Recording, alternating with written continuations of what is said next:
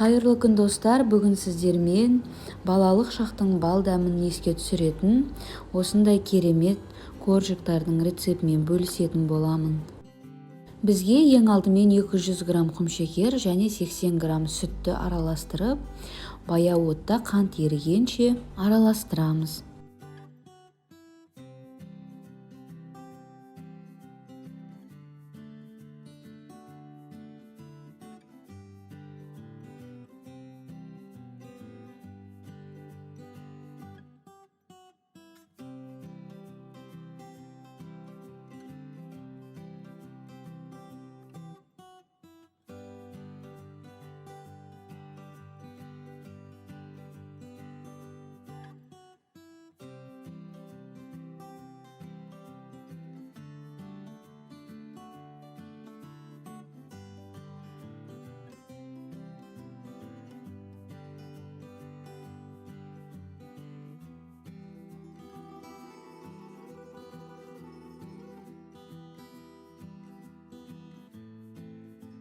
Көріп тұрғандарыңыздай қантымыз еріді. Енді үстіне 100 грамм сары майымызды салып, жақсылап араластырамыз.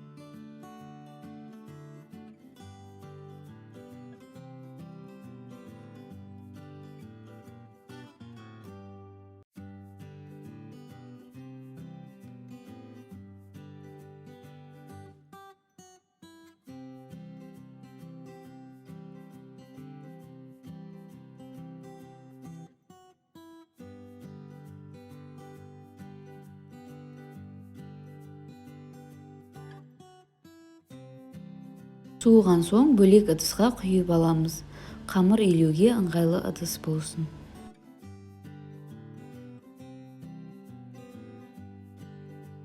Үстіне бір жұмыртқаны жарып саламыз.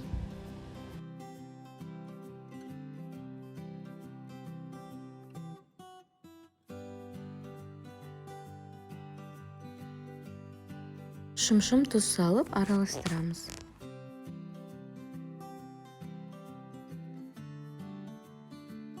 Дайын болған сұйық массамыздың үстіне 400 грамм ұнның жартысын саламыз.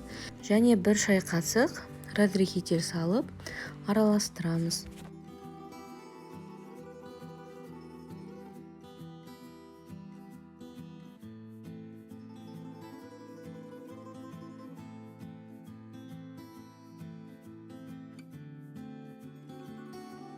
Ұнның екінші жартысын салып қамыр илейміз.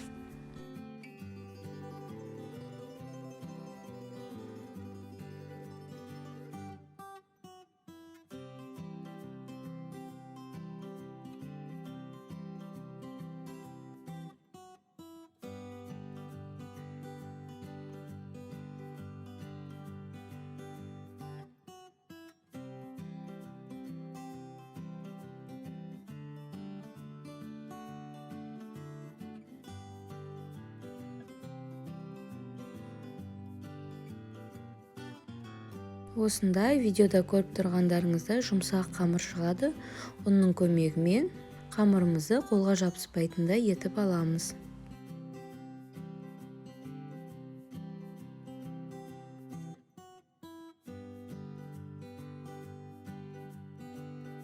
Енді дайын болған тестамызды жарты сантиметрдей етіп жайып аламыз.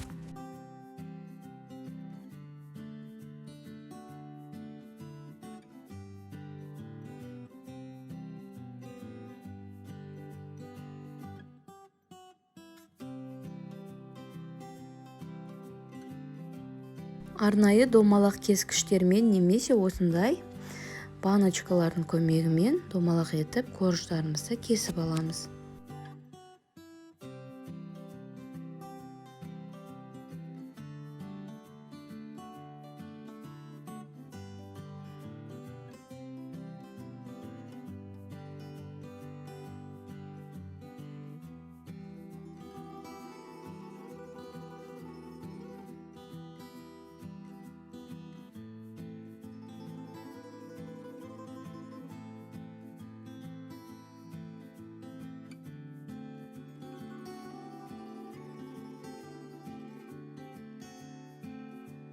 Шет-шетіндегі қамырларымызды қайтадан алып, осылай домалақтап жайып, тағы да кесіп аламыз.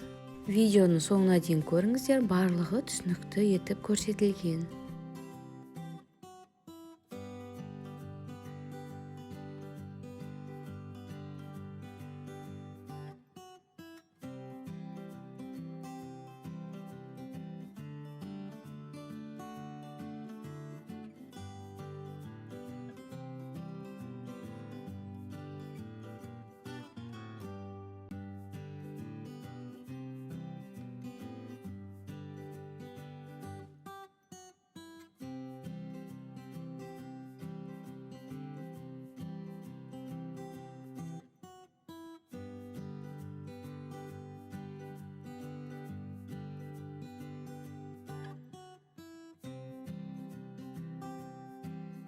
Дайын болған корждарымызға бір жұмыртқаның сарысына азғантай ғана сүт қосып, осылай бетіне жағып шығамыз.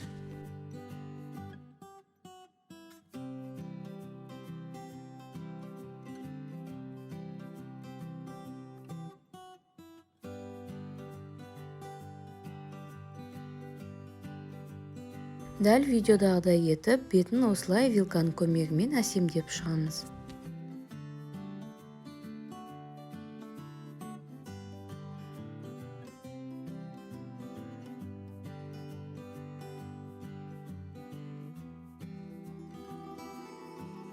Алдын ала қызып тұрған 190-200 градустағы печкамызда сарғайғанша пісіріп аламыз.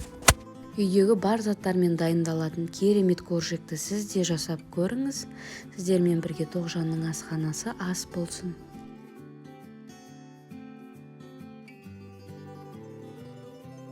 Егер де менің видео рецепттерім сіздерге ұнаса, лайк басып, комментарий жазып, каналыма тіркеліп кетуді ұмытпаңыздар.